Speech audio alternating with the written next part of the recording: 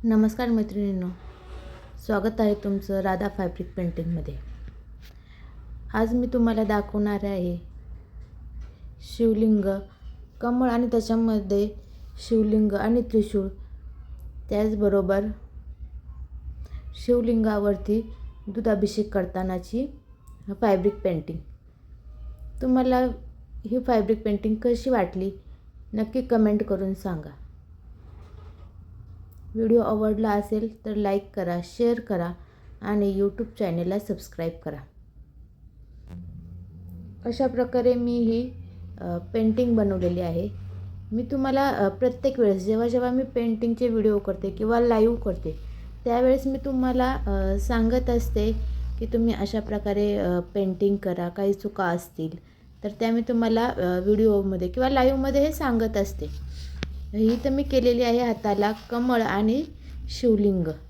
तर शिवलिंगाला मी काळा कलर दिलेला आहे आणि बाजूने बघा अशा प्रकारचा मी जो पांढरा कलर दिलेला आहे ना, तिथे तुम्ही दुसरा कोणताही कलर देऊ शकता, पिवळा किंवा गोल्डन, अशा प्रकारे इथे तुम्ही हा कलर देऊ शकता। आणि त्याचबरोबर इथं या साईडला मी केलेलं आहे त्रिशूळ आणि इथं खाली केलेलं आहे कमळ। कमळसुद्धा मी 2 शेडिंगमध्ये केलेले आहे, तुम्ही नीट बघा। खाली फेंट पिंक आहे आणि थोडा वरती डार्क पिंक आहे आणि त्याला बाजूने अशी गोल्डन आउटलाईन केलेली आहे। हे तुम्ही बघू शकता, बाजूने अशी गोल्डन आउटलाईन केलेली आहे। किंवा तुम्ही मण्यांनी किंवा कट पाईप्सने सुद्धा हायलाईट करू शकता। कट पाईपने जरी हायलाईट केलं तरी सुद्धा खूप छान वाटतं। किंवा हे कमळ तुम्ही दुसऱ्या तुमच्या कोणत्याही आवडीच्या शेडिंगमध्ये करू शकता। व्हिडिओ आवडला असेल तर लाईक करा, शेअर करा आणि यूट्यूब चॅनेलला सबस्क्राईब करा। इथं बघू शकता मी बेलाचं पानसुद्धा काढलेलं आहे। बेलाच्या पानाला मी ग्रीन कलर दिलेला आहे।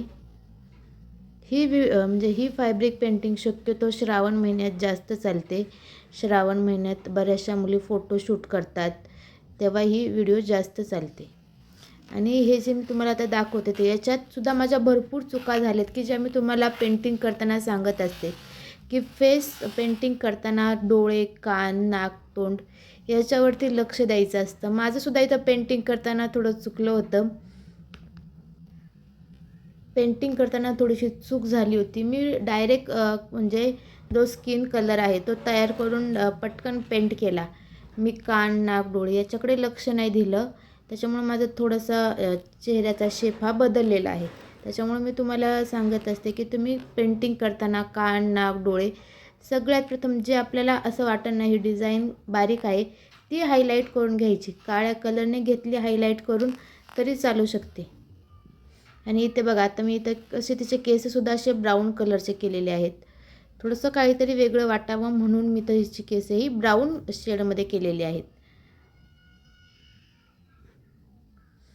आणि हिच्या गळ्यात थोडेसे गोल्डन कलरने असे दागिने वगैरे पण केलेले आहे। केसामध्ये असं फूल केलेलं आहे। तुम्हाला ही व्हिडिओ आवडली असेल तर लाईक करा, शेअर करा आणि यूट्यूब चॅनेलला सबस्क्राईब करा। आणि इथं तुम्ही बघू शकता ही शिवलिंग आहे, त्याच्यावरती दूध अभिषेक करतानाचा ही जी इमेज आहे ती मी 2 शेडिंगमध्ये केलेली आहे। तुम्ही बघू शकता, एक ब्लॅक आणि एक ब्राऊन आहे की जे म्हणजे असं ते चित्र 2D किंवा असं 3Dमध्ये असं दिसलं पाहिजे अशा प्रकारे मी ही पेंटिंग केलेली आहे। अशा 2 कलरमध्ये ही पेंटिंग मी केलेली आहे। म्हणजे ब्लॅकमध्ये थोडासा पांढरा, म्हणजे 2 थेंब ब्लॅक असेल तर 1 थेंब पांढरा मिक्स करून हा असं मी थोडासा फेंट राखाडी कलर हा तयार केलेला आहे। पूर्ण ब्लॅक नाही आहे, बघू शकता तुम्ही, राखाडी कलर आहे। तुम्हाला मी खूप जवळून दाखवत आहे हा व्हिडिओ।